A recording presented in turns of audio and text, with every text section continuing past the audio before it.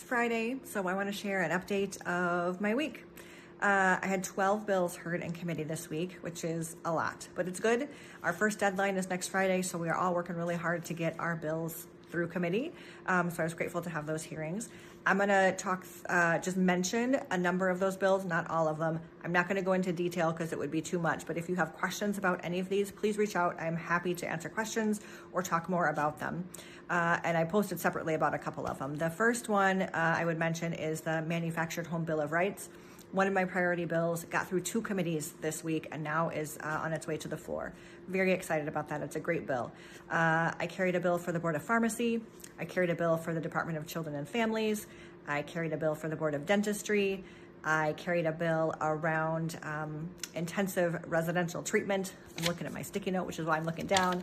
I carried a bill around increasing vaccines, making sure that our littles are getting the vaccines that they need. Our rates are on the decline, so making sure that we are raising those rates to keep folks safe.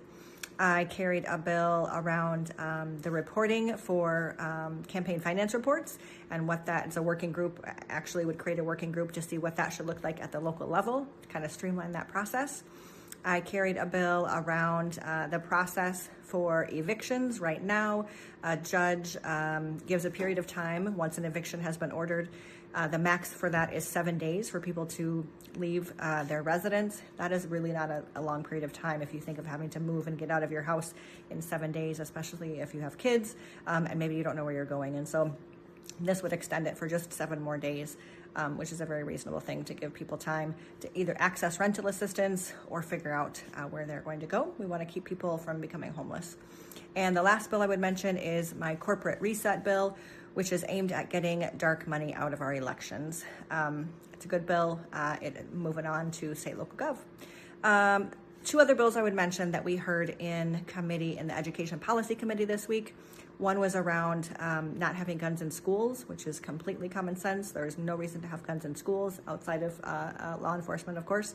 And the other one was creating a insurance pool for educators. We heard really heartbreaking stories of teachers who are working 3 jobs just so they can afford the medication that their children need so they don't lose their eyesight was one of the examples that was given. And there's many, many examples like that. And so creating a pool for educators so they can afford insurance seems like a very reasonable thing to me. So lots of bills moving. Please reach out if you have questions. I will come back next week and share more. It's going to be 76 degrees in Rochester tomorrow, so I hope you get outside. Have a good weekend.